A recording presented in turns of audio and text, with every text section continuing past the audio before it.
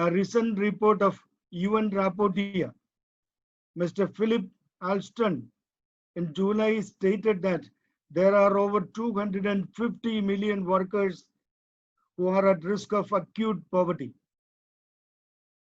Caritas India has recently come out with IGSS and in collaboration with ISI, a study report wherein the situation of the migrant workers very well comes out.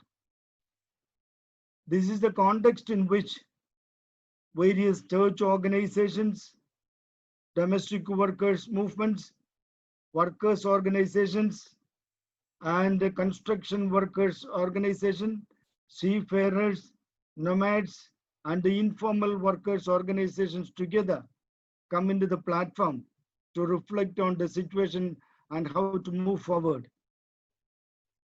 During this meeting, we are also looking forward to a convergence, how all the stakeholders can together in this grave situation of loss of job to millions of workers, how we can jointly together move forward as people concerned for the workers.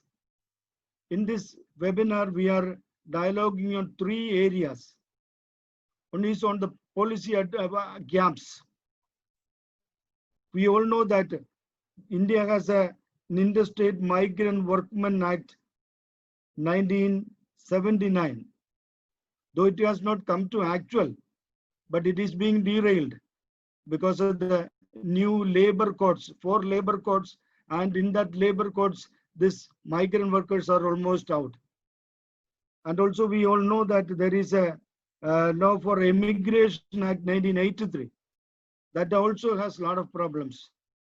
While the distress of the migrant workers are more increasing, but these labor laws are derailed. And we have to look into what are the gaps, how we can advocate for appropriate policy for the welfare, rights, social security, etc. of the workers. Second area of concern is that the reports say that huge number of migrants have returned home, both overseas as well as the interstate migrants have returned home. So we are discussing on the reintegration part of it. How best the government of India has come out with a 20 lakh crores rupees as a stimulus program to build the economy. And also various state governments and agencies are working out for the reintegration. Dr. Irudai Rajan will be highlighting on the reintegration part of the discourse. Thirdly, Dr. Martin Patrick, he's a people's economist. He had been very much engaged with the planning process of both state and the discussions. He will be highlighted, drawing our attention towards the reintegration per se at the ground. And during the discourse, we will also be discussing on the possibility of some pilot program. We all know that the states like Jharkhand, Chhattisgarh, Bihar, Odisha, and Northeast, they are mostly the sending countries. Now these states, now the migrants have returned. How best we can energize the rural economy so that they are employed and they are saved out of the particular situation. Also, we are trying in the pilot process, we are also looking into how best we can collect data in these source states, data be collected, and also the receiving states like Delhi, Mumbai, Kerala, Chennai, Bangalore, how we can link, and these data processes can be used to better serve these migrant workers. These are the 3 concerns we have during the discourse. My privilege and joy is to welcome everybody. Bishop Alex Vadakundala, he is the chairman of the Labor Office of CBCI. He has been very much enthused in working with the workers. And this webinar is also because of his concern for the workers who have returned. On behalf of all of us, I welcome the chairman, Bishop Alex Vadakundala. And also the vice chairman of the Labor Commission, Bishops Jose Chitu Barambil, and also Bishop Nasrayan Susai. Those two have shown a lot of concern and interest in the webinar so that we move forward. I very wholeheartedly welcome both the bishops. And also there are bishops, Bishop Sebastian Kallipura, who is also the president of Caritas India, but belonging to the Bihar region, Bishops Oswald Lewis, Bishop Kuriakos Varanikulangara, Bishop Vincent Marpolos, Bishop John Bora, Bishop Shyamal Bose, Bishop Victor Henry Thakur, and Bishop William. I wholeheartedly welcome all the bishops who have very happily joined this webinar. There is also Father Jervis, who is the Deputy Secretary General of CBCI, and Father Paul Munyeli, the Director of Caritas, and various priests belonging to different regional commissions, different labor organizations, and migrant organizations in the country. I wholeheartedly welcome all the priests who are joined this webinar. Also, there are sisters and our friends, and my responsibility to welcome the resource persons. Dr. Iruday Rajan, he's a pioneer in the migration discourse in the country. As a professor, as a research in Center for Development Studies in Trivandrum, himself and Dr. Zakaria, they have made tremendous research on the on highlighting the issues of the migrant workers in the past. I wholeheartedly welcome Dr. Iruday Rajan, who has very happily accepted our invitation. Also, Dr. Martin Patrick, I said that he is a human economist. His concern is for the people's development, and he had been engaged in a lot of discourses on behalf of the CBCI Office for Labor and all present. I welcome Dr. Martin Patrick, and also Mr. Shabari Nair. He is the ILO representative representing South Asian discourse on migrant issues. Because of his father's illness, he is joining us, and definitely he will be with us at least sometime. On behalf of all of us, I welcome Mr. Shabari Nair, and also the President of Workers India Federation, Mr. Joy Godrit. He has been very much instrumental in organizing this program. Also, Mr. Jude Joseph, who gives us technical support as well as in the labor discourse, he is on the forefront. I welcome each and everyone once and for all. Thank you. Let me begin recalling 3 images of the COVID-19 pandemic period, perhaps still so vivid in our minds, reminding us the untold struggles of our people, mostly migrants, both internal migrants and also the international migrants. The first image, Ramu, a young migrant laborer, who had his pregnant wife and child on a makeshift cart for about 700 kilometers to reach his home village. And there are many such images from across the country, and these pictures, these images are so vivid in our minds. Second image, 16 migrant workers who were resting after their long walk had fallen asleep on the railway track, were killed by a running train in Aurangabad on Friday, May 8, 2020. Image 3, and this is more a personal one. Vipin Xavier and Amala, whose marriage I blessed in October 2018, were in Oman, working there. Vipin was diagnosed to be COVID positive in the second half of May this year, but finally he lost his fight with the virus.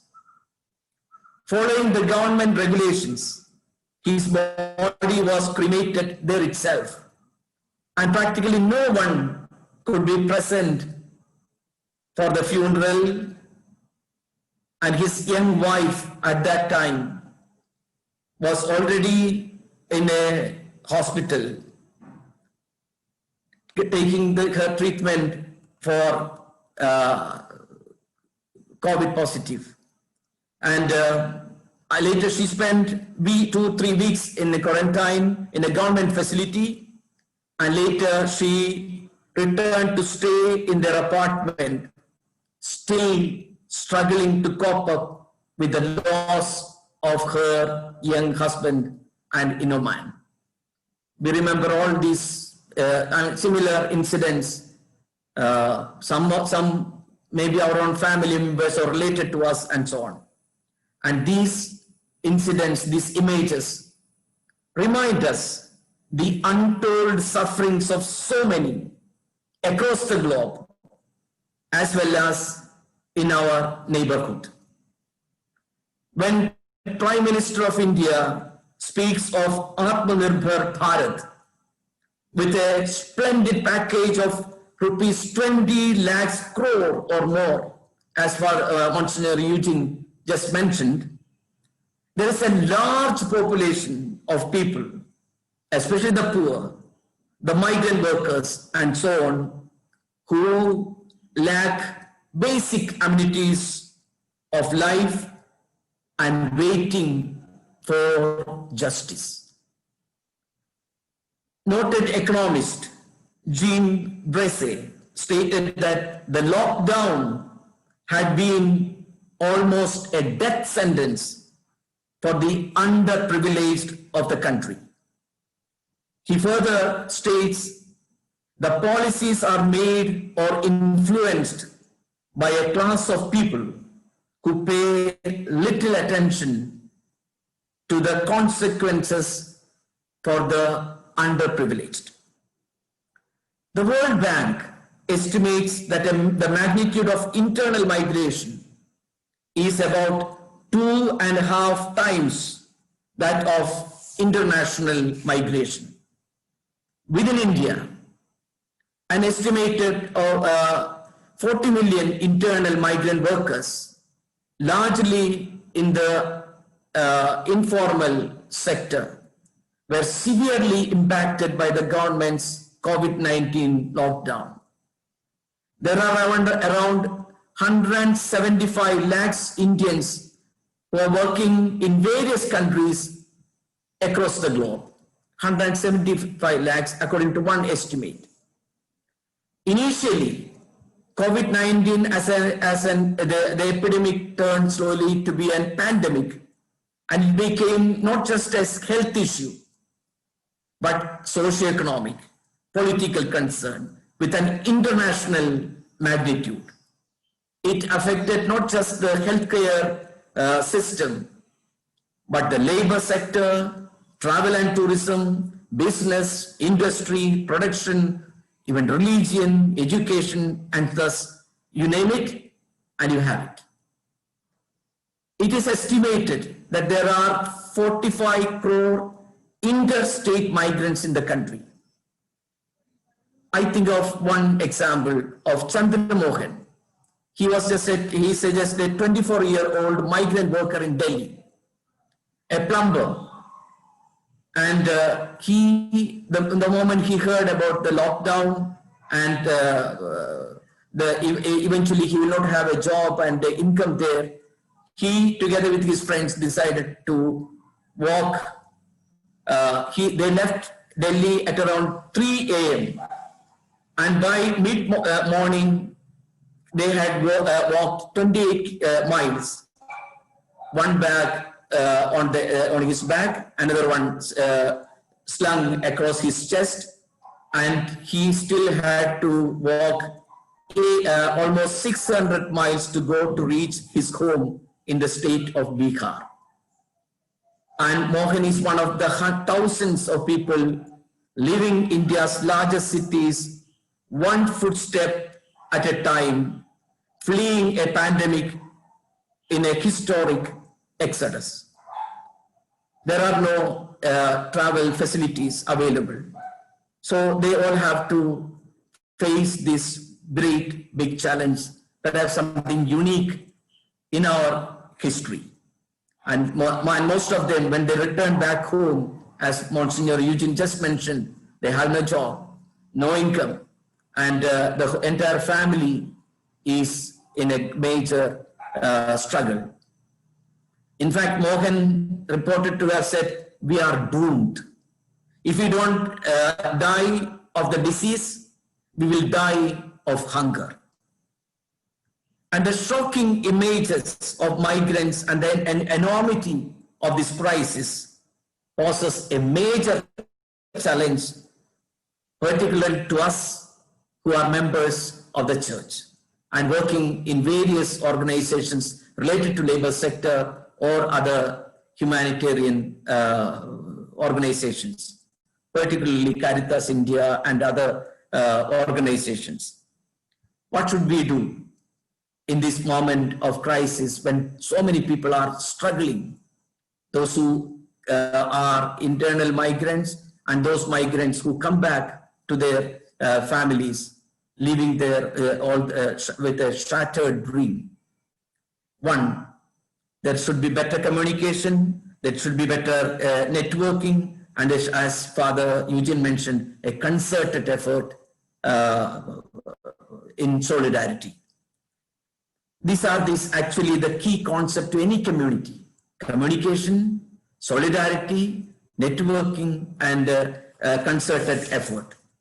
And as the members of a Bishops' Conference, and particularly the Labor Office of the CBCI, we have to initiate this process, how we can bring together different actors so that there is a concerted effort that would reach the grassroots level. I strongly feel that this is the time that we have to, leaving aside all other apprehensions, join hands together and work so that even the Antyodaya, even the last one has something to look forward to with hope in their future. I don't go into the details of this session because we have 3 experts who will be expatiating more on the theme and its practical implications. So how this Atmanirbhar Bharat can be meaningfully brought to the ordinary worker, a migrant person who has lost his job. Norca has various programs. They give 20 lakhs of rupees for a person who has worked 2 years abroad and he has lost the job and come back. If here is and this is interest free, just 4% interest for the loan which they give, up to 20 lakhs they give. Or the KCC, the Kisan Credit Card loan, for anyone can apply. It's like an individual loan which is given. There is an urgency for us to work together and plan things in a concerted way. In Querida Amazonia, in its penultimate paragraph, number 109, Holy Father Pope Francis says, "We are united by the struggle for peace and justice." This is the moment that we need to be united, work together so that even the last person's tears can be wiped and we can bring hope in their hearts. It was the great thinker Seneca who said, "If I do not burn, if you do not burn, how can the shadows become light?" Yes, if I do not burn, if we do not burn, how can the shadows become light? We need to burn for Christ. so that the darkness, the shadows around become light. So let's work together and thus dream for a tomorrow in spite of this COVID-19 pandemic and other natural calamities, the other struggles that we have in the country. Let's work together for a better future and better tomorrow. I declare this webinar inaugurated, and once again, thank you for all those who have worked together to put this dream a reality, for bringing us together, all of us. And once again, I appreciate and thank all the participants, and you all found time to be part of this big dream and to make this dream a reality. Thank you. God bless you. And in fact, I would like to go back, as Bishop rightly said, I think we have to do our job at the time of crisis. Yeah, the Bible rightly says, I was hungry. I think today, the Christ is going to say, all of us, I returned from the Gulf, what did you do to me? I returned from my city to my village, what are you going to do to me? I think all of us have to answer this question at the end of our judgment. I think, what did you do to me? I was hungry, I was returned migrant. I think this is something all of us has to think, all of us has to talk about that, and all of us has to really do something on our own way. I think what church can do something, I'm going to spend some time on that. And before I get into a little bit on the return migration issues, which I'm going to talk about that, please remember, COVID is not discriminatory. COVID has no bias. It goes to the Prime Minister of Britain, it goes to the superstar, it goes to the beggar who is begging in the streets in Mumbai. So COVID has no bias. I think this is something we should realize that. It goes everywhere. Chief Minister, Home Minister, it has no bias. But please remember, the policies, what we are doing, we are creating inequality. The policies, lockdown, triple lockdown, whatever you talk about that, I think the policies, what we are doing, it has great inequality. For example, work at home. It benefits many people, but not everyone. Social distance. I was talking to somebody in Mumbai. Every time you say wash your hands and wash with your soap, neither they have water nor the money to buy soaps. What are you talking to them? So I think this is something, the policies and the program, what we have done from March 22 with the Janata curfew today, we created a new class of people. That means the middle class, people like us who decide policies using the COVID-19 to punish the poor. There is a conflict between rich and poor, which we can see very, very clearly during the COVID-19. I think this is something we have to keep in our mind when we discuss about migration. I think Bishop has given 3 images. I can give you hundreds of images we have seen. Hundreds of images. I think that's why I said that you will be asked, I was returned from the city, I was returned from the Gulf. What did you do as a priest, as a human being, as a member of the church, as a member of the community? What did you do to me? You have not done anything to me, please go. I think we should be in that position to go to the place we don't want to go. I think this is something all of us should think very seriously, what we can do in a small way, in a parish, in a diocese, in a whatever, your own localities, maybe your own streets. I think you have a lot of things to do. You have to answer. You have to answer at the end of the day. I think that should be kept in our mind. Now, what happened during the last 4 months? Please remember, lockdown is still not over. Lockdown is still not over. It started on March 22 with the Janata curfew on Sunday. Still lockdown continues, and we don't know when it is going to end. Tamil Nadu is locked down. I know that it is not. We have not seen the society or the economy like what we have seen in, say, February 2020. So lockdown is still continuing. There are places you can't do anything. You cannot open some shops. Why some of the people telling barbers, they cannot open the barber shop. There are many thousands of people are affected. And please remember, one of the things we did is lockdown. Don't move. Don't move means it is basically affecting directly migrants. For them, the moving will bring the money. They have to move.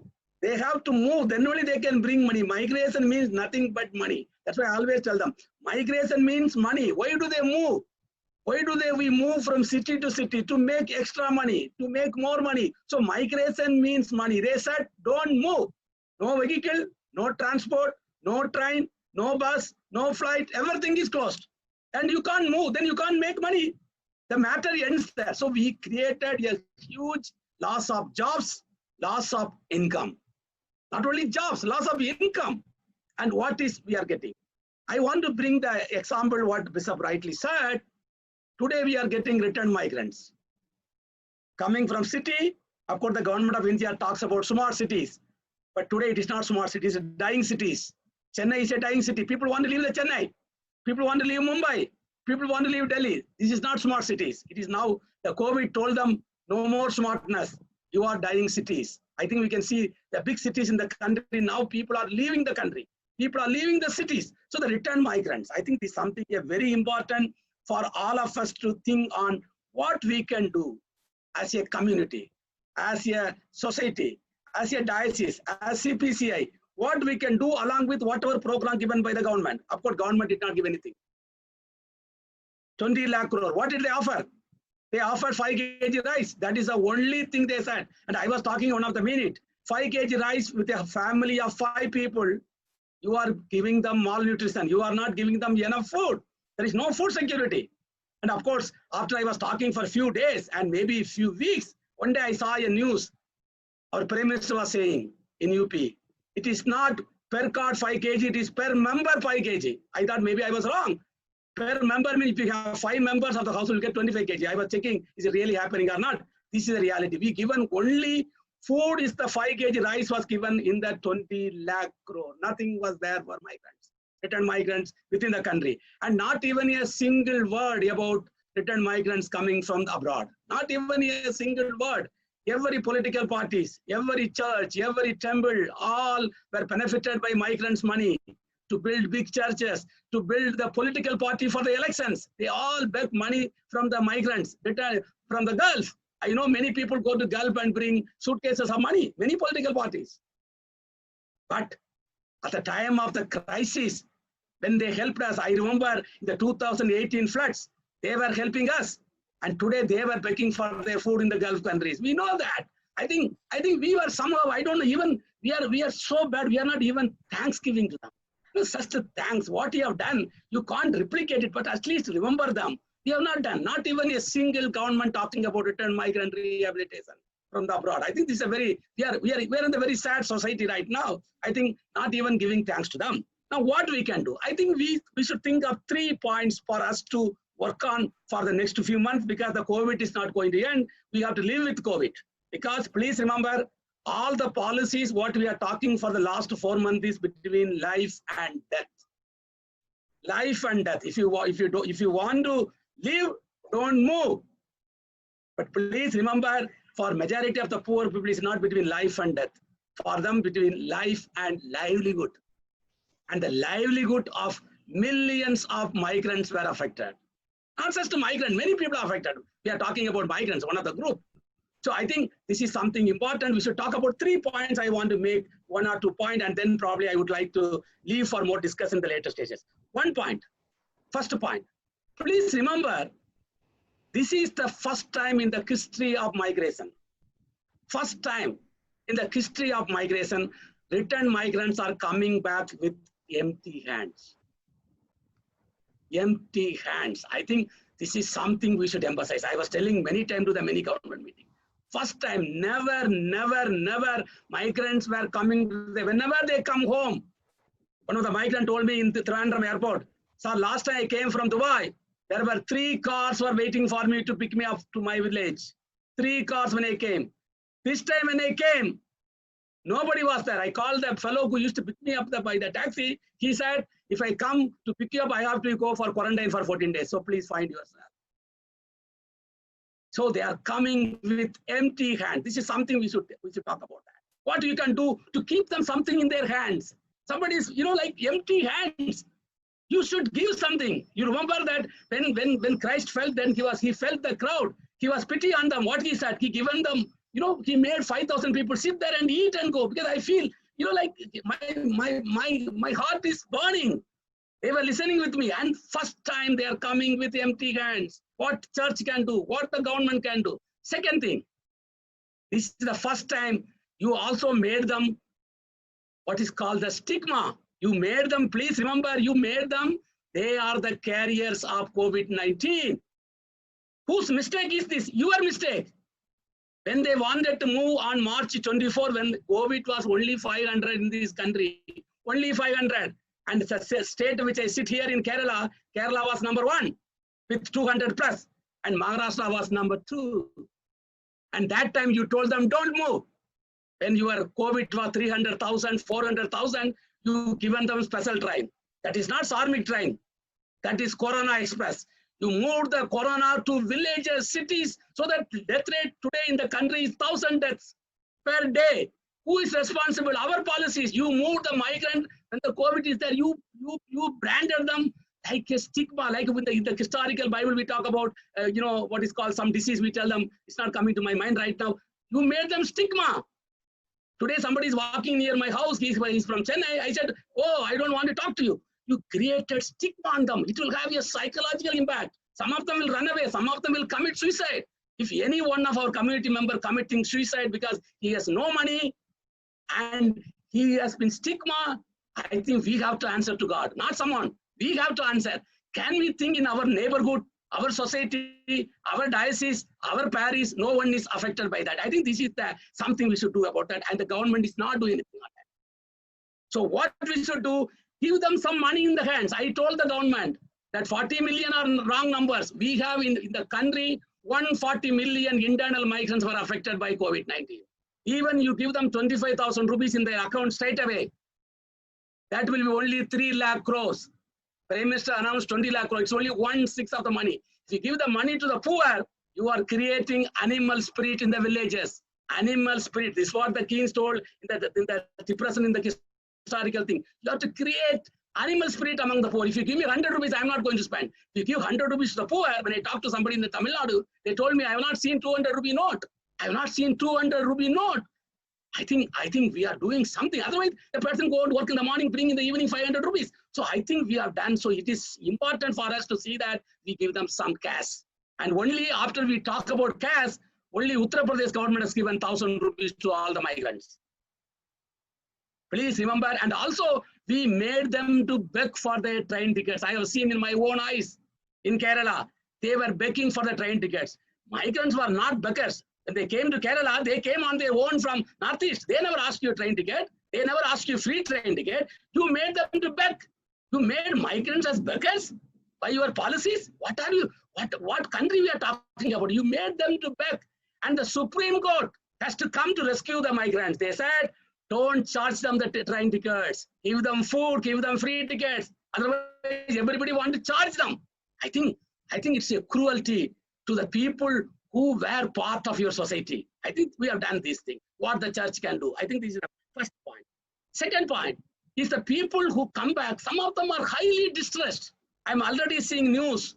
We don't discuss about farmer suicides now. We have to talk about return migrant suicide, poverty, malnutrition, no food. What they will do? Somebody was telling from Dubai, sir, I used to give money to everybody. Today I have no money. I'm sitting in my home. Whom I will beg? I never begged in my life. It is better I commit suicide. We should find out. The church should run a survey immediately in your own parish. Is there anybody who has come back, has financial problem, social stigma? Don't run away from them, because I told you in the beginning, you will be asked, I returned from Chennai. What did you do? Because the one who returned was your brother. Like the bishop said, somebody who died there, they could not see the dead body. And I know that many families, some people even buried without even proper burial, proper prayers. We know that. And they were treated. In fact, one of the migrants told in one of the interview in UP, sir, we went from Bombay to UP. We went like what they said, like livestock. Like we went in a lorry like livestock carried by, chicken or cow. Did they deserve better treatment? I think we have done a lot of mistakes. I think we have to start correcting it one by one. The third one, I think they lost wages, they lost jobs, they lost their dignity. You made them do back. Can we do something for them? Immediate attention to give them food. Can we make sure our people, not just our church people, even our neighbors, are they having 3 meals a day? 3 meals a day. Because he has provided, with 5 bread and 2 fish, he has 5,000 people. Can we not do 5,000? Can you do 50 people? Can we do 20 people? Giving the meals and require food. I called one of my friends in Trivandrum. One lady was crying.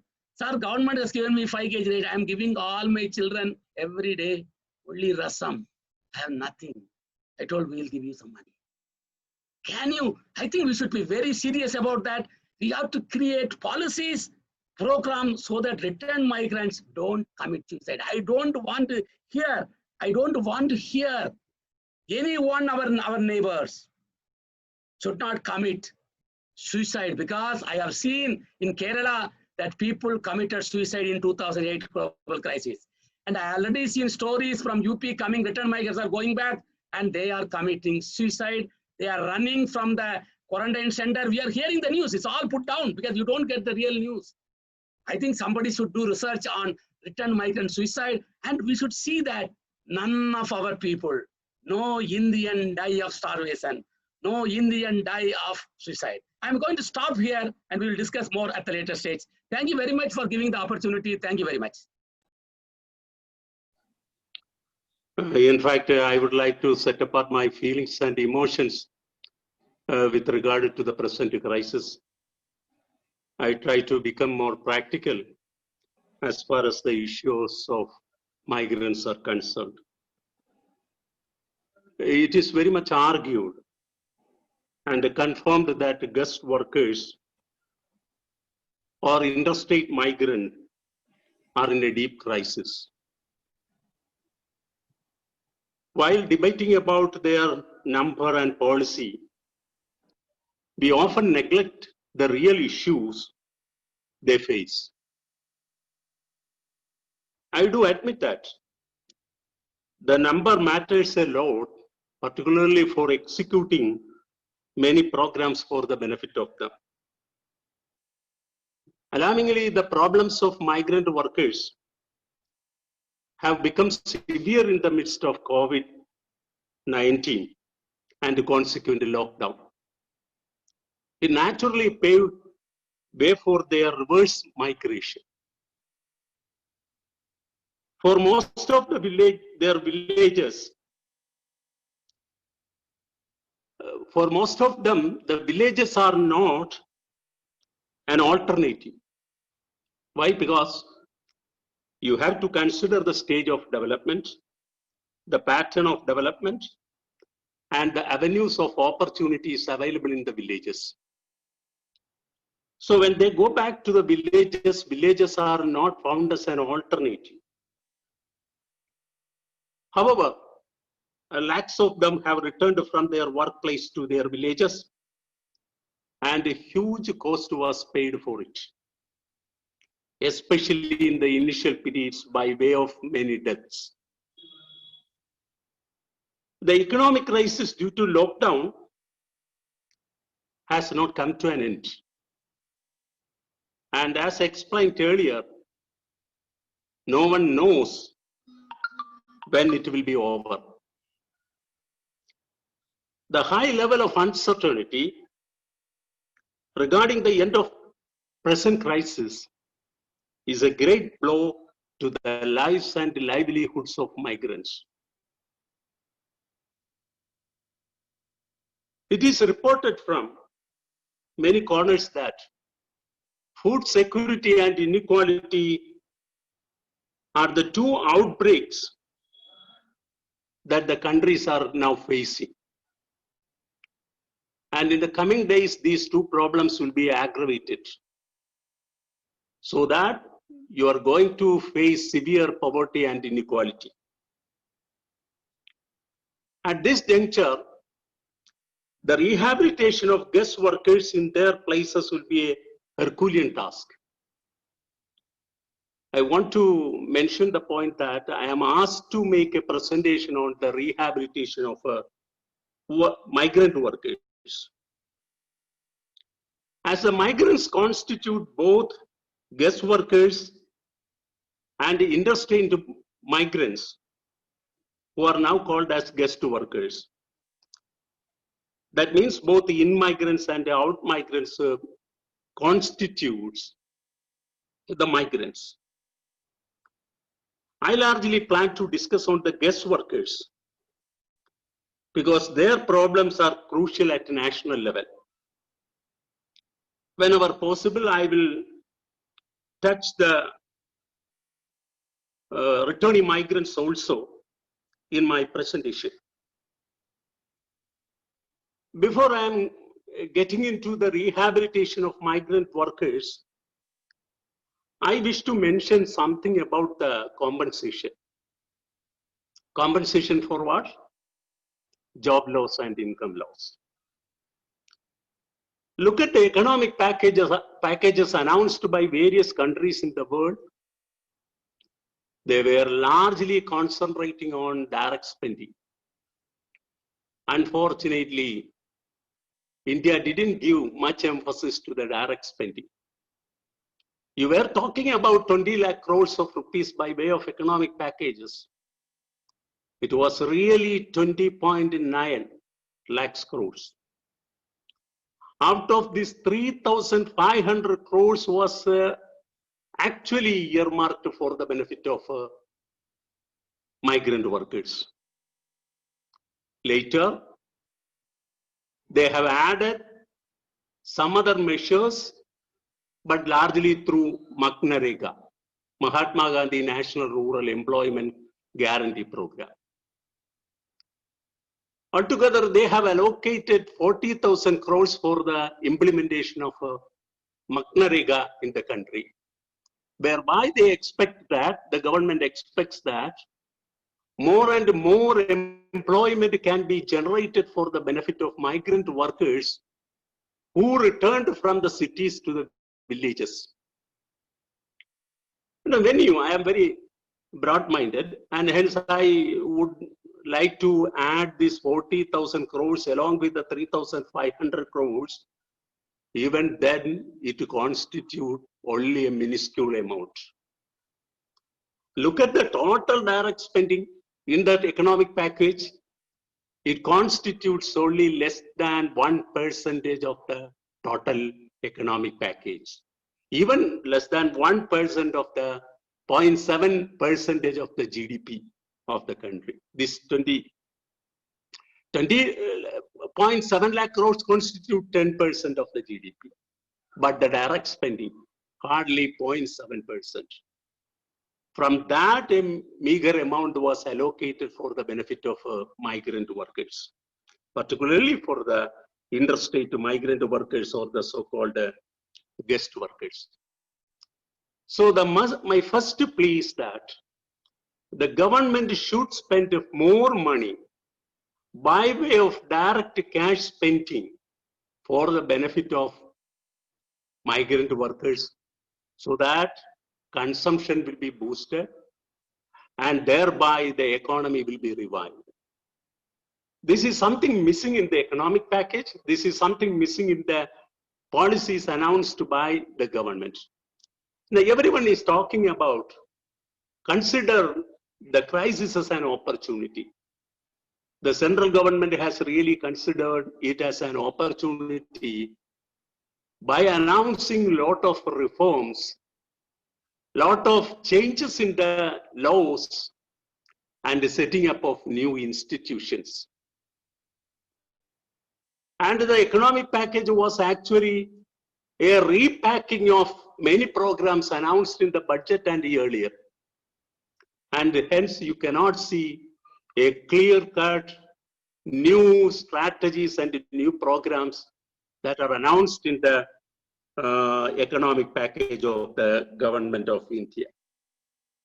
So my first plea is that the first point is that the government should spend more money by way of direct spending for the benefit of migrant workers. Then my second point is McNarega should be given trust. There is a strong criticism against McNarega that that will not create much employment throughout this country, and hence migrants will not be benefited. However, this time the government has recognized that McNarega will be the ideal tool for spending a lot of money for the benefit of migrant workers. And I optimistically view that the McNarega will be producing some results, at least in certain states like Uttar Pradesh, Bihar, and other states. I know that this McNarega is non-existent, even non-existent in some states. You can practically say that it is non-existent. And there are cash crunching states also. However, this McNarega, there are some problems with regard to McNarega. One is that the asset creation is not taking in its right direction, and it should be given more importance so that large number of employment can be generated. Second, which is more important, all agricultural operations should be brought under the umbrella of McNarega. Now you are not considering all operations under the McNarega, so that the villages, the agriculture sector will be capable of providing employment to the people.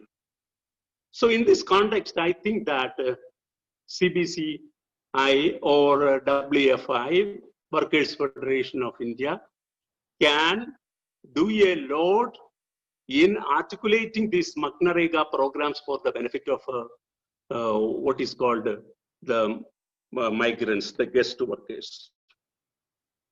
Then I really come to the rehabilitation of these migrant workers in their villages. The first point, as I mentioned, is McNarega. The McNarega should be implemented seriously.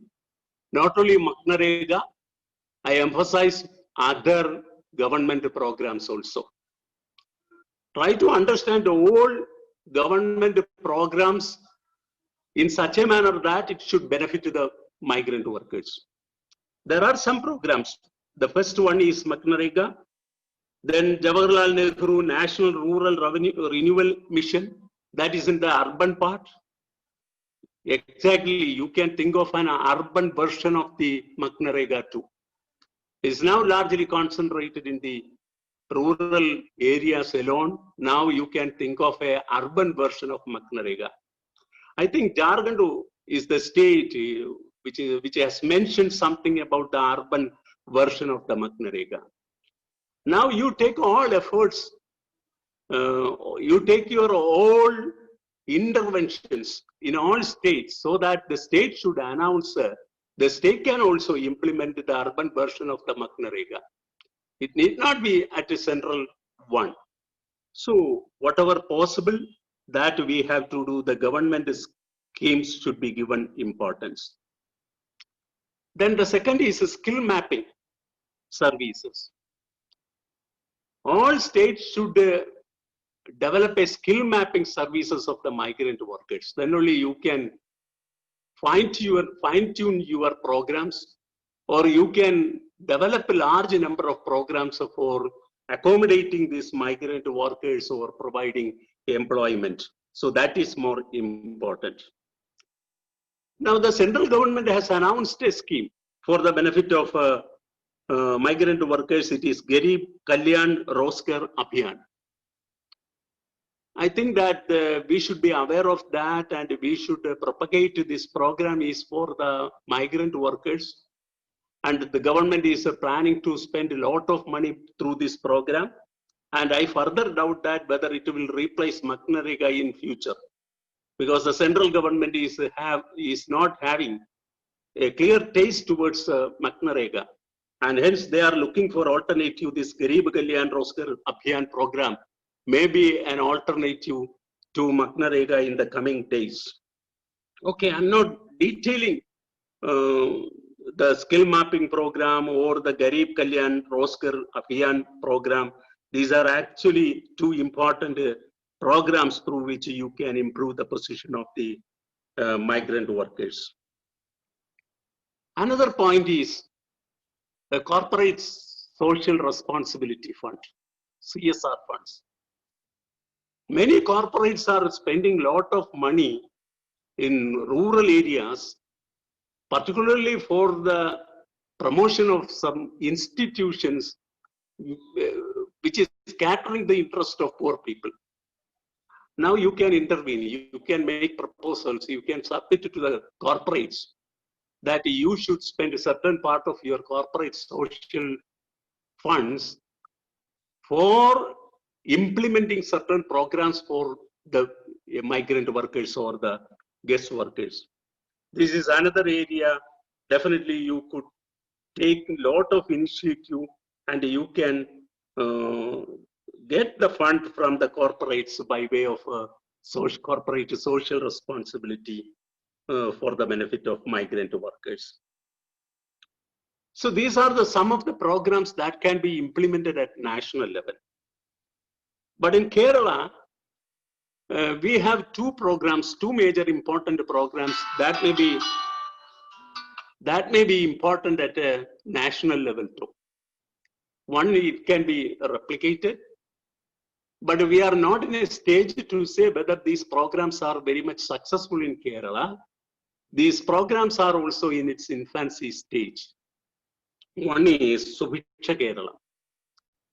Why I am trying to talk about Subhiksha Kerala is the one whereby the government is trying to increase the agricultural production, and the government is trying to increase the livestock production, dairy production, and the fish production. These are the four important concerns of this Subhiksha Kerala. Now the focus is given to agricultural production. They are identifying the barren lands where they cultivate the land, and as the people who have lost their jobs, both domestic as well as migrant workers, they will be engaged there, and 3,000 crores of rupees have already been allocated by the government. But I wish to talk about a program initiated by Varapalli or Varapuzha, popularly known as Varapuzha Diocese.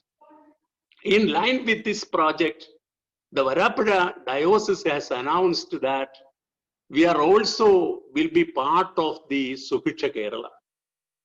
That is the reason why I always wish to remind you that the church is actually part of the development, really a partner of the development, economic development or social development, whichever it may be. And Varapuzha Diocese has announced that we will be part of the Subhiksha Kerala, and we will be cultivating the barren land, whatever available in the diocese. We have 4 programs under this Subhiksha Kerala initiated by Varapuzha Diocese. One is the agricultural production, second is aquaculture, and the third is livestock production as a livelihood, and the fourth is small enterprises development as a strategy for livelihood. These are the 4 programs initiated. And this is running under 8 Feronas in the diocese, and we have selected certain churches, and cultivation has been started at parish level. Both NRKS, non-resident Keralites, and domestic workers are part and parcel of these programs. In some areas, the cultivation is going well. And even in the case of the programs initiated by Kerala government, and even before that, I came to understand that some non-resident Keralites have started cultivating the land and they have produced wonderful results in the vegetable production. I read some reports. I have come across certain non-resident Keralites. It cannot be generalized. As Professor Ridayarajan said, most of the migrants are in deep crisis, no doubt about it, but this can be extended. This can be extended to the people who are not having any job or who have lost their income. So, Subicha Keralam, if you have any question, definitely I will elaborate those points in the interaction. No, one more point. Interaction. Okay, sir. One more important aspect is the Dream Kerala project. This is particularly meant for the returning migrants. The returned migrants will be accommodated in the Dream Kerala projects. As Professor Ridayarajan is quite aware of this fact, that we have two kinds of returned migrants. One is unskilled workers and also skilled workers. There are professionals also in the returned migrants. And we have to tap the potentialities of these returned migrants in our various projects. With this purpose, the government has announced a project called the Dream Kerala. August 10th is the last day for submitting your suggestions, proposals, etc. And it is expected that on 14th August, the government will announce a program after selecting the projects from this Dream Kerala project. I do not know whether it will be a success in the state, but I hope that many NRKs registered with the Dream Kerala project. There are a number of suggestions made from different corners, and the government will look into. And definitely, this is a program for accommodating the returned migrants, particularly the skilled migrants or the professionals like that. So my feeling is that both interstate migrants as far as Kerala is concerned, their problems are less as compared to their counterparts in other parts of the country, because they are prepared to work here. And even the interstate workers who return to their villages are coming back. But that is not taking place in other parts of the country. Many migrants in Uttar Pradesh, Jharkhand, etc. say that they are not prepared to go back to Delhi. So rehabilitation is important. So rehabilitation for interstate migrant workers, first, all the government schemes you have to identify and accommodate them, one major. Then the CSR fund you can identify. Then the third is you have to replicate the programs initiated by the Varappuzha, the one vegetable cultivation or other types of livelihood aspects, etc. This is very important for India. Why? Because our agriculture sector is picking up now. This time you have got a somewhat better, even your last growth rate in the last quarter was -1. It was not very high negative growth rate because of one thing, the performance of agriculture sector. And in the coming months also, we expect a good harvest from the agriculture sector. And this is an ideal time. This is actually an opportunity for accommodating or absorbing the migrant laborers in the agriculture sector, provided you have suitable programs, suitable projects.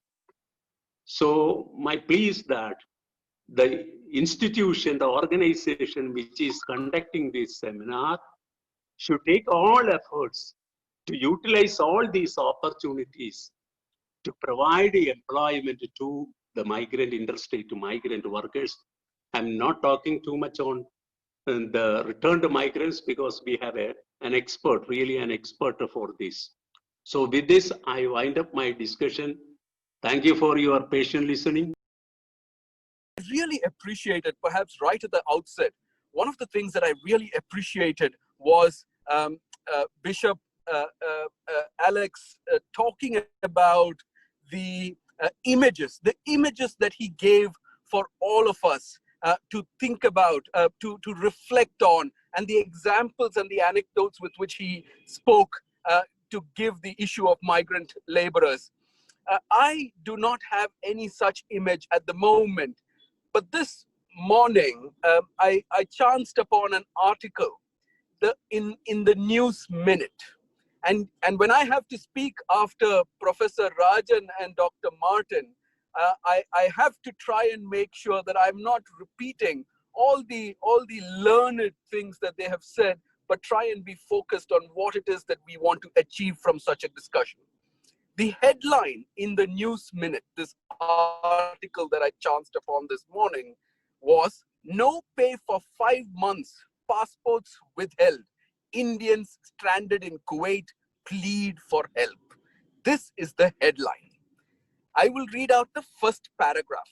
And from there, let's try and identify those specific issues that we need to take into consideration. This article, written by a journalist by the name Nikhil Eapen, starts by saying 88 migrant workers, including, can you hear me? Sure, sir, continue, sir. Good, okay. It says 88 migrant workers, including 37 Indian nationals, employed by Al Rakib Buildings Contracting Company, a labor supply firm in Kuwait, have not been paid since March this year. The employer cut off their water supply in April, stopped their ration, and threatened to, quote, kick them around like a football. The company is even refusing to give back these workers their passports. Now, this is the premise on which we are discussing and we are having this discussion. The premise that a lot of our people are struggling in very different ways, given the current situation and the circumstances that COVID has now unleashed on us. Now, when we look at the issue of these migrant workers, they say, we have not been paid our wages. We heard Professor Rajan talk about this. So very clearly, there is a strong issue about wage theft. And wage theft is a reality. How do you expect returning migrant workers to reintegrate effectively when they are not coming back with any money in the first place? And most importantly, to keep in mind that even when they left indebted. They borrowed money to pay a recruitment agent and therefore land in the Middle East and now coming back even more indebted. So we need to keep that in mind. I heard from Dr. Martin and from Dr. Rajan as well about perhaps with the money, whether it's the Manreka schemes or other schemes providing as a part of the broader Prime Minister's package in terms of the contributions to migrant workers, 5 kilograms of rice and so on. Well, as an example, Norca in Kerala state has been giving 5,000 rupees to those migrant workers who have returned and they have registered, of course, under special conditions. So it is not applicable for everybody. In what way, once again, will this 5,000 rupees contribute to their reintegration? What about, in this case, migrant workers from other states? Again, Dr. Rajan spoke about migrant workers from Uttar Pradesh.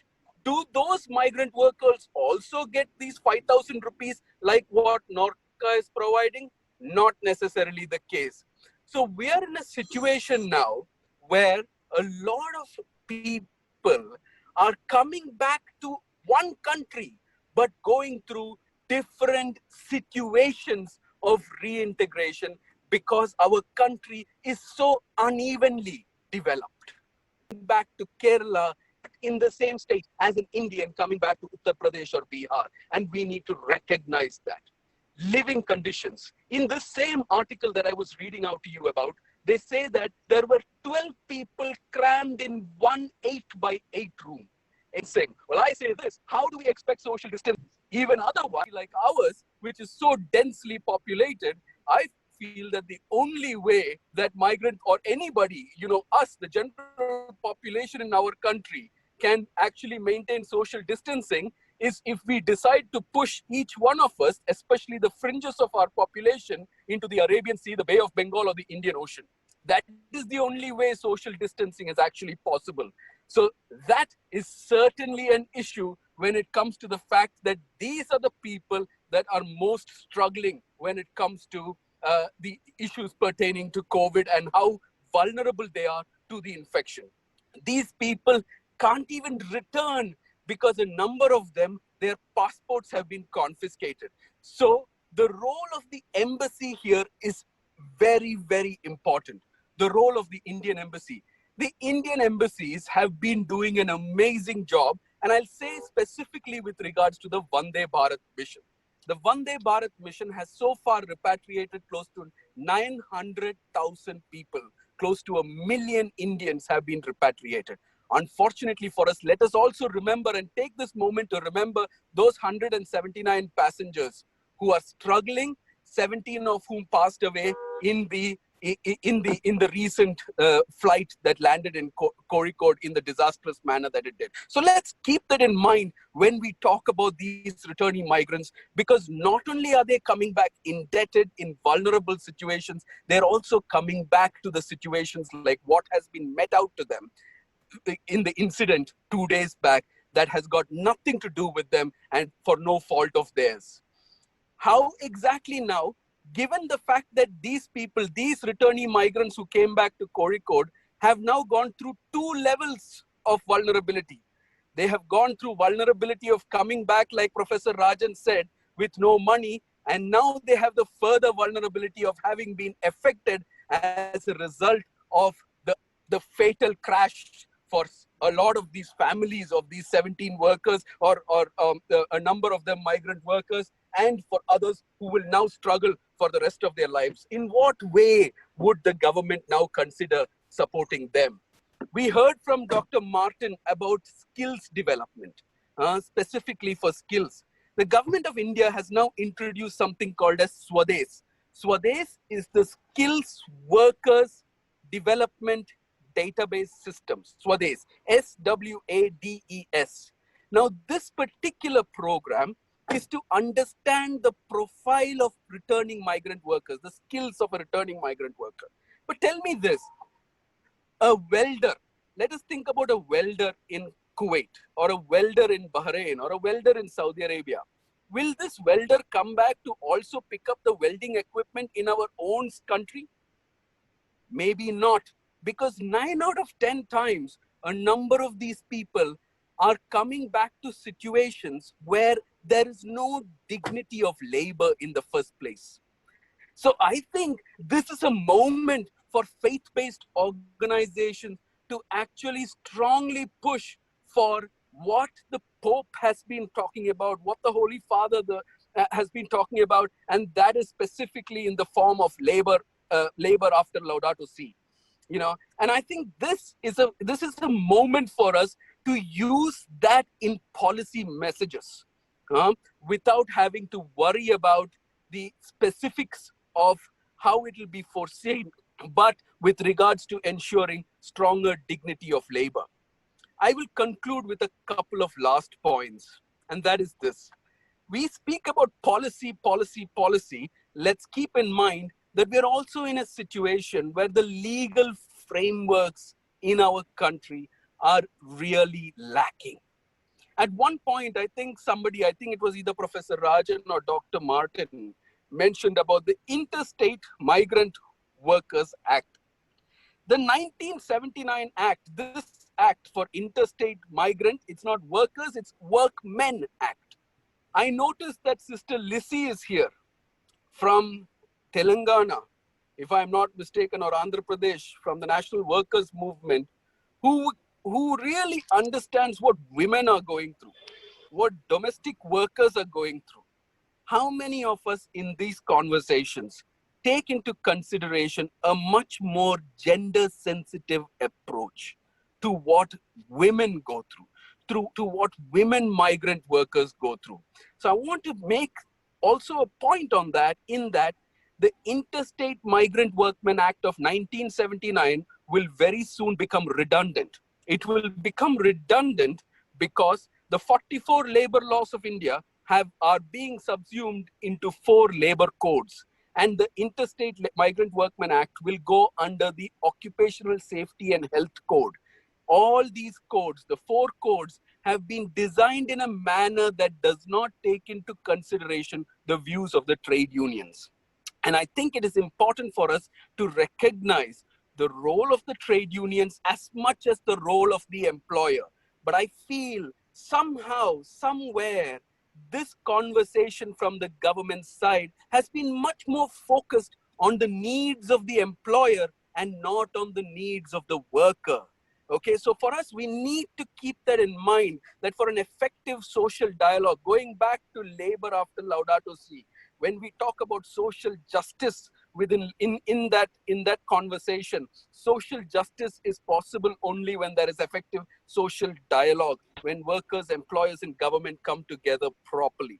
And my last point is this, and that is specifically, I spoke about the Interstate Migrant Workmen Act. I want to also add here that there is an important perspective about the 1983 Immigration Act. In fact, people like Dr. Rajan are the experts on it. I've learned from people like Professor Rajan, but I want to reiterate here that an Immigration Act of 1983 is not what we now need to follow. We need to push for the revision of the 1983 Act, which has happened last year in 2019, but it has not yet been tabled in Parliament. If anything, we need to now revisit it given COVID, and how exactly we can make sure that the new immigration bill of 2019, which has not yet been tabled, is strengthened. And my last point is this, and that is with regards to much better cooperation and coordination. Who do I mean by cooperation and coordination? First, there needs to be a strong coordination at the whole of government level. When we heard about migrant workers in the country, in India, moving within India, who did we receive the messages first from? Which ministry started issuing orders? Ministry of Home Affairs. But which is the ministry that truly understands what migrant workers are going through? Ministry of Labor. So is there a collaboration between all these ministries in the first place to ensure a strong whole of government approach?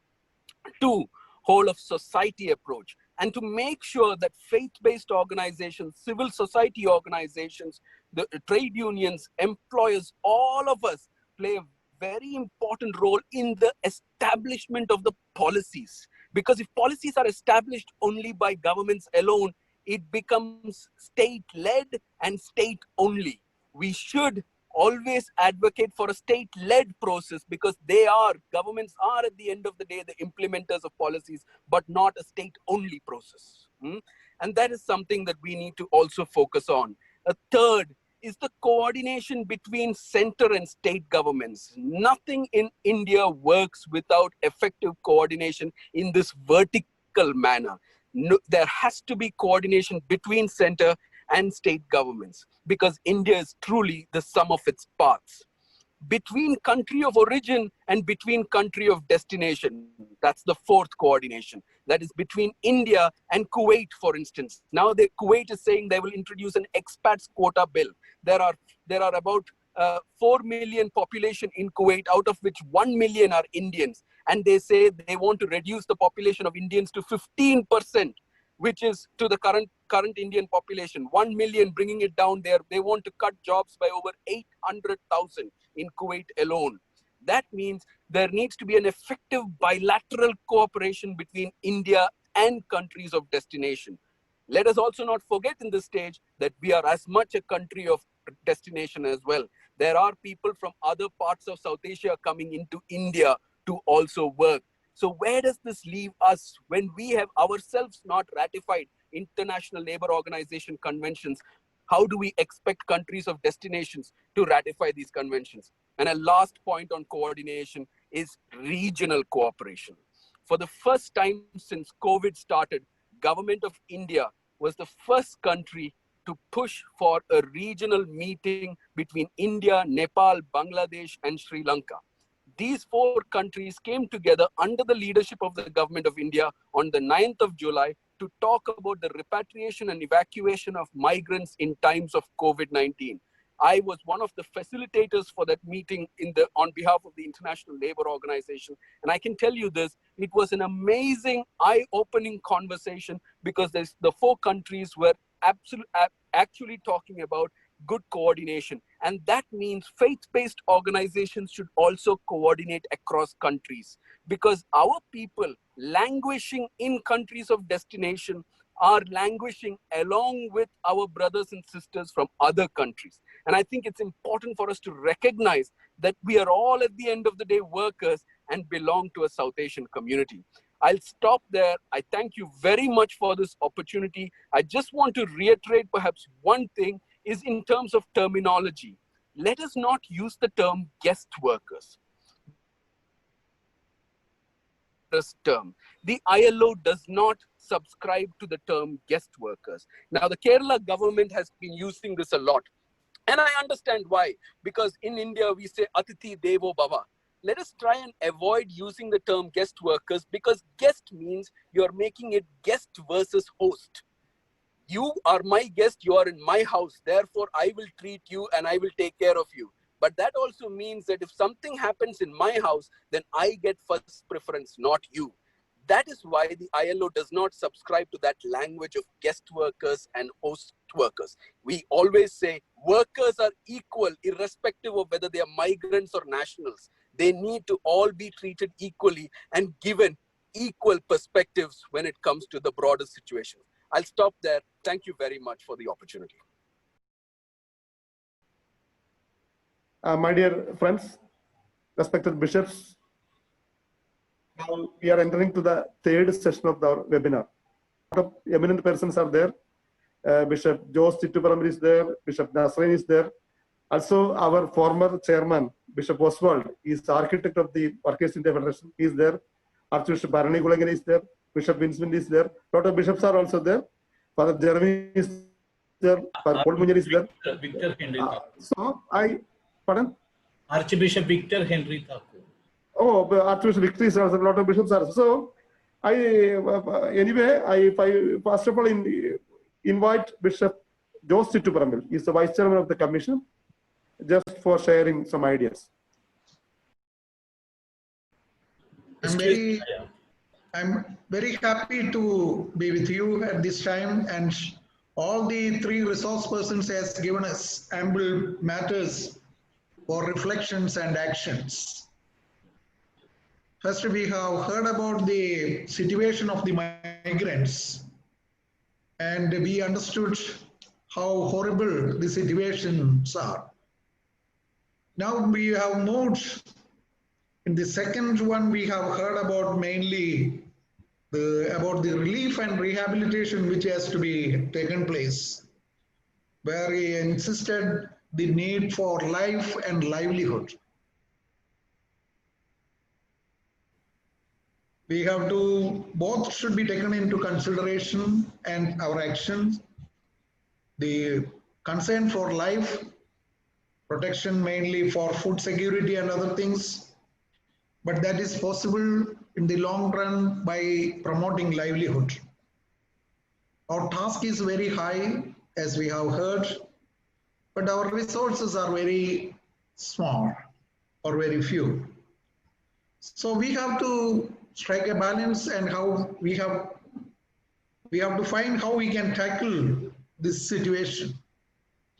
I think here the aspect what is said about cooperation and coordination and collaboration comes.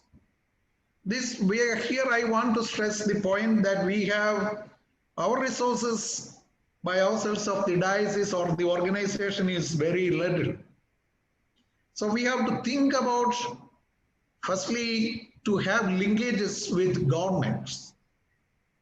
The possible central government or the state government at least, and also the local self-governments.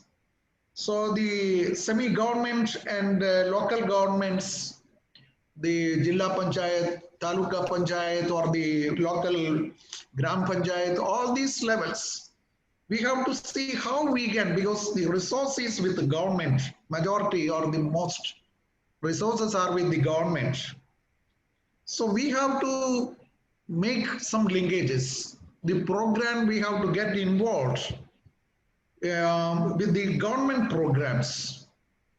All our organizations and our dioceses should have the proper linkages with the government, semi-government and local government organizations. That is the only way we can help the people, because all the projects and programs are with the government. So this should be taken as an important aspect of our actions. Secondly, other than the government, then comes the corporate sector. It is also said about the CSR funding and other things. We can also tackle that, because the corporate sector, we can collaborate with them or cooperate with them and see how the people can benefit by framing projects and getting sanctioned with the CSR funds. Then another thing what we can think about is networking among ourselves. The networking should make also with like-minded NGOs, funding agencies, and also we can within ourselves. When I say about the faith-based organizations, there are many. There can be in the central level like Caritas, the CRS, the health sector, then the Labor Commission, all can have some kind of a united effort, collaboration, so that the migration issue can be tackled. Even Caritas is having stressing on this point of migration and migrant welfare. So we have to think about that. Then among the dioceses, the religious and other various departments and all, we have to plan together. So what I feel that all these three aspects should be taken into consideration in our action, then I think we can move ahead. Because in the diocese and in the religious body or wherever we have to see that these linkages and networking should really help us to move ahead. This is what I want to share. And I subscribe to the good points that all the three persons have given us three different aspects of migration and migrant welfare. So hope it will all help us in one way or other. Thank you. I would also subscribe what just now Bishop Jose said. So we are all dioceses and or small organizations without much funds and benefit and resources. So we need to collaborate with the government. So the first and foremost, I would suggest that we create small groups in each diocese, like our social work unit, which makes a study of the programs of the government. Most of us are not aware of the government programs, and whether it is Manrega or Norca or whatever the other projects are, we are not very much aware of this Garib Kalyan Yojana. Now, all these, we need to make a study of these and then implement them. So every diocese should create a group of persons, people, to study these programs, and then perhaps the Caritas India can coordinate this effort of ours to reach out. If our social work directors are brought in, they learn these projects, make a study of it, and then get into these projects and help the people to get these projects. The second aspect is the dignity of labor that was mentioned by Nair, Mr. Nair.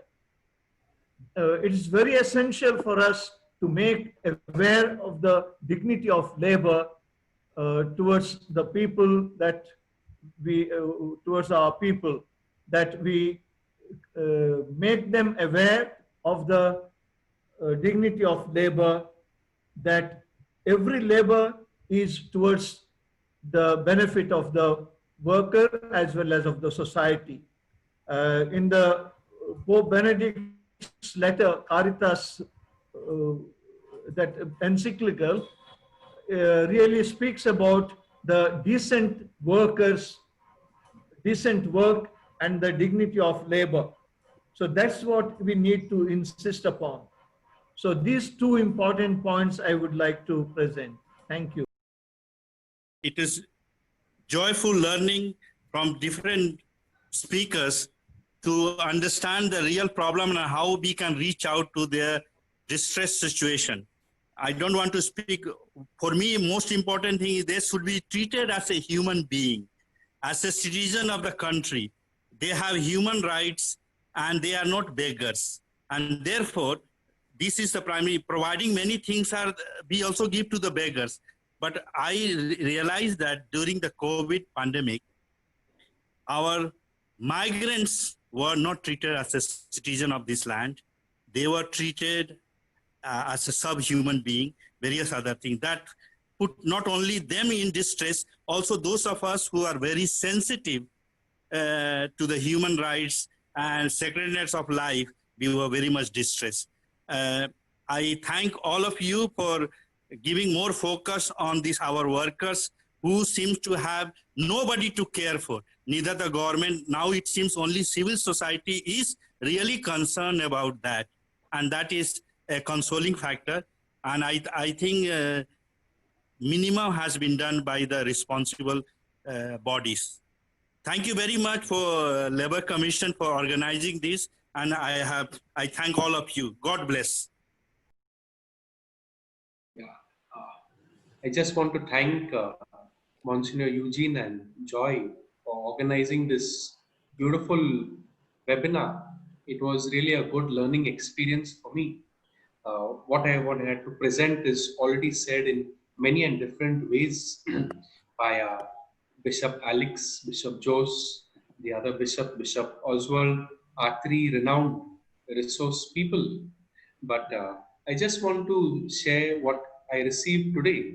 We've got the message of a Holy Father for the 106th World Day of Migrants and Refugees 2020, which will be celebrated on 27th of September 2020. And I felt the theme was so appropriate. The theme is, like Jesus Christ forced to flee, we are invited to welcome, protect, promote, and integrate the internally displaced persons. I think this has been the focus of this webinar, and Monsignor Eugene has been working hard for this webinar over the past few weeks. I want to wish him God's blessings and all his staff and all the regional secretaries who are here. Just like Bishop Alex, I had different images as I prepared this sharing. A number of images came to my mind, that of thousands walking 100, 150 kilometers to reach their home, thousands sleeping on highways, no food, no water, no basic amenities. Also, these migrants, they were so scared of the police that were meant to take care of them. They were scared and hunted, as someone used a word or the term, like cattle. They were literally like sheep and cows or goats, like just hunted from one area to the other. And also, they were not even treated like second-class citizens. The other image which comes to my mind is that of the long queues at bus stations, at borders. And I feel also in all that we are discussing, we could also read and pay attention to what our Holy Fathers are giving us in this message for the World Day of Migrants and Refugees, to be celebrated on 27th of September. Thank you all for participating, and once again, thank you, our dear bishops, Monsignor Eugene, and everyone. Thank you. Good evening, Your Grace Archbishops, bishops, and my dear friends. First of all, I appreciate and congratulate Monsignor Eugene for organizing this webinar and having such a galaxy of people who are very much active at the ground zero level, deliberating on this very, very important issue at this critical moment of our history. I don't want to be long either. I would like to start with a note of apology from our chairman, Archbishop Sebastian, that his line got disconnected and he's not able to join back. So I express all the appreciations on his behalf as well. I would like to just reflect 3 points here. All the previous speakers, especially our bishops, archbishops, they have been telling repeatedly about Caritas, and I feel that the responsibility is very, very high on Caritas at this point of time, and the expectation also is very high. Sorry, but then I can assure you that we will try to do the best we can with the support of the leadership of the church. As of now, Caritas India, through our diocesan systems, we reached out to almost 14 lakh migrants, supporting them with food, shelter, and other kind of services, something which we could in this very distressing time. And that's really a matter of appreciation to all of us. But at the same time, much more need to be done, as it's being expressed by many of you. Caritas India, we undertook 3 important researches: a rapid research, another research on food security of our people, and another one working with the migrants with the collaboration of ISI Bangalore and IGSS. And the report has been published, and this has been done with the 3 objectives. One is to provide the immediate assistance and address the immediate needs, as the previous resource person said. The second is to protect and promote the livelihoods of the people who have really lost their job and income and further prospects of life.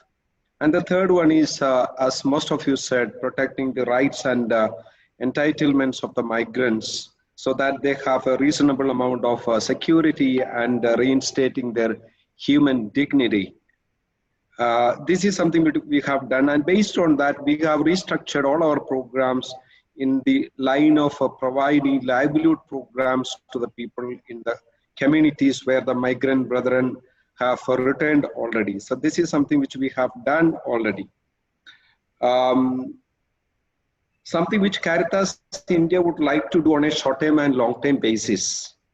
We have already started model migrant resource center in the state of Kerala, and we will be upscaling migrant resource centers in different parts of the country to provide the kind of support services to the migrants who are on their transit and who are on the destinations. And along with that, we have already decided, and we are in the process of working the modalities of bringing a kind of a connect between the origination points and destination points, so that there is a beautiful kind of synergy of the origination point wherein all our diocesan systems could be converged and networked appropriately, as Bishop Jose Chittu Parambil was telling, which could be one of the most important ministry that church can do, because we are well connected and we have a very strong pan-Indian presence. So this is something which we are looking forward to do as a kind of service. And the third part, Caritas is planning to do rather strengthen the process of promoting livelihoods for the people, especially with a special focus of mapping the talents of the migrant community and see how these talents can be well used also back in their own homesteads and come with a kind of innovative ways of creating employment opportunities. And of course, as most of you said, as part of the finding of the study is to see how we can come forward with creating kind of coalition of networks as all of you. So Caritas India will certainly take this lead in doing this networking experience. I would like to just reflect the message of Pope Francis for the 106th Migrants Day message, which Father Jervis just casually mentioned there. Pope Francis very subtle when he says that he especially mentioned 5 points that we need to be very close to the migrants. We need to be sharing. We need to listen.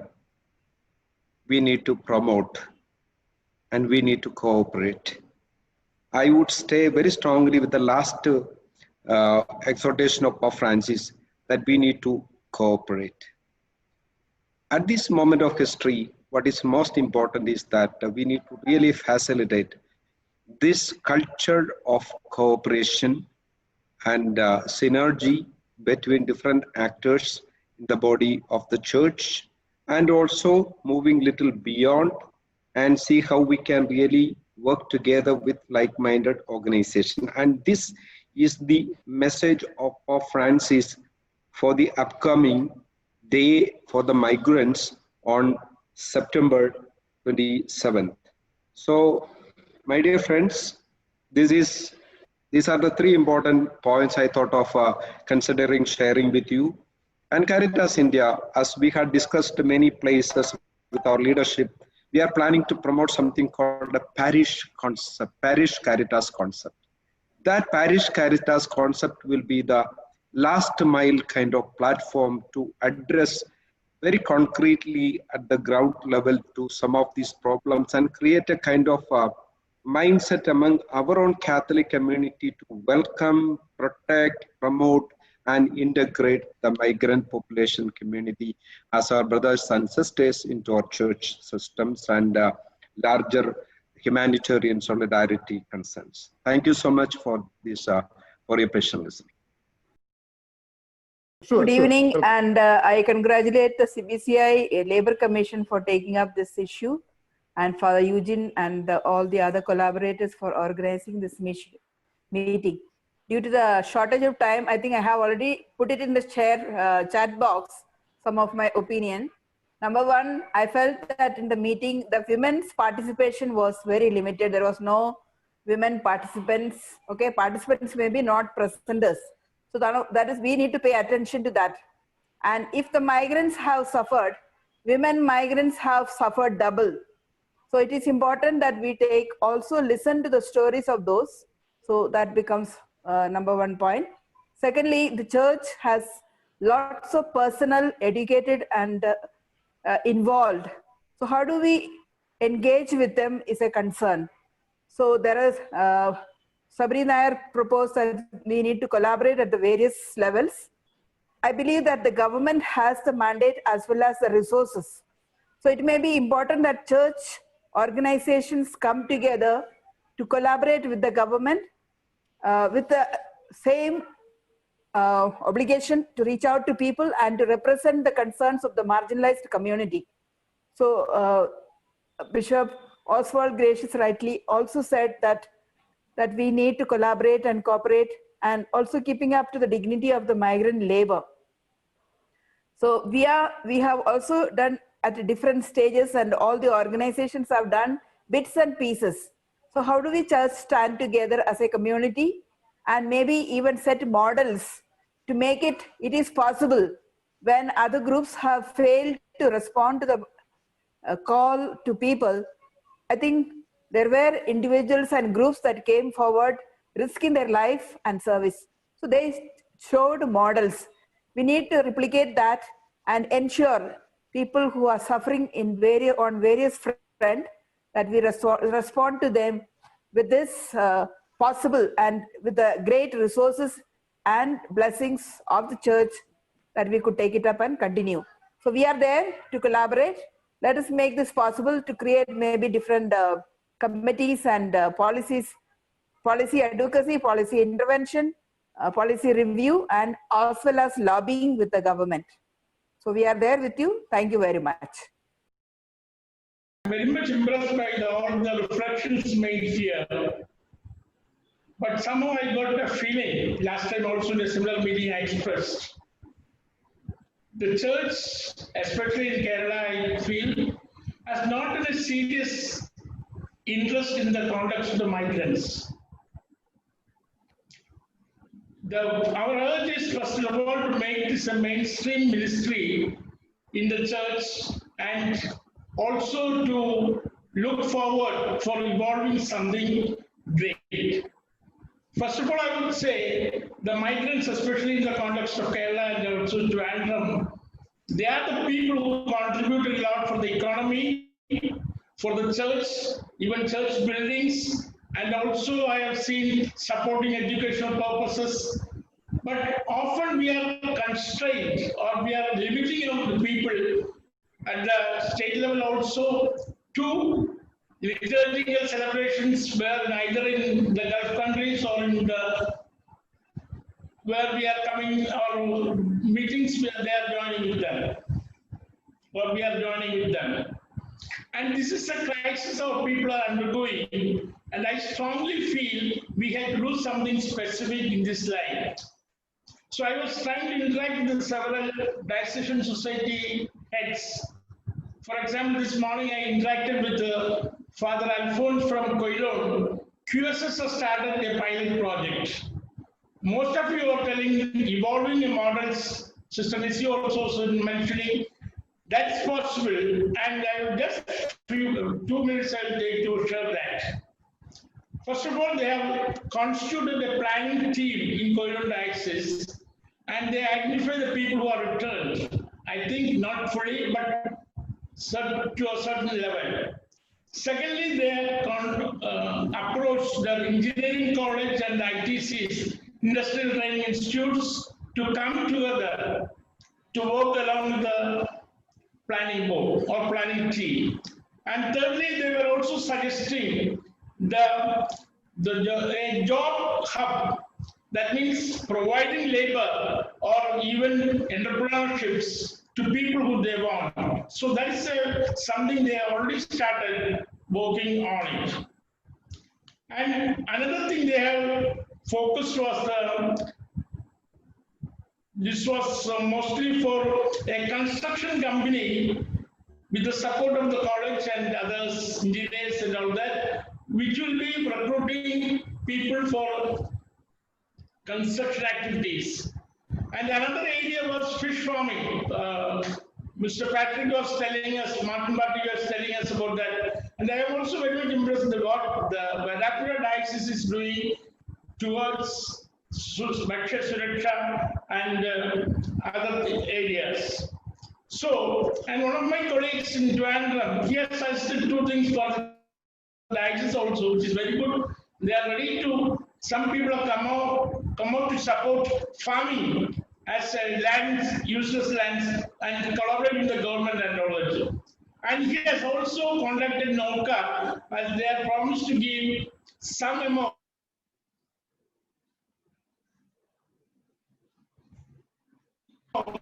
as bank loan, and 15% of that will be subsidy. So our Workers India Federation and CBCA Commission to evolve a program for the people, a model program or a pilot project which can be replicated in other areas, and including all the suggestions came today for this meeting. And I would also make a suggestion, these presentations could be given earlier and more interaction could happen during our conference. As we heard, this is a clarion call for the church to identify with the poor. Because millions of our brethren, sisters and brothers, they are stranded. Definitely we have crunch of resources, but I think the church must come to the forefront. As it has been very clearly said, it is an occasion for convergence of various arms and eyes of the church, every organizations.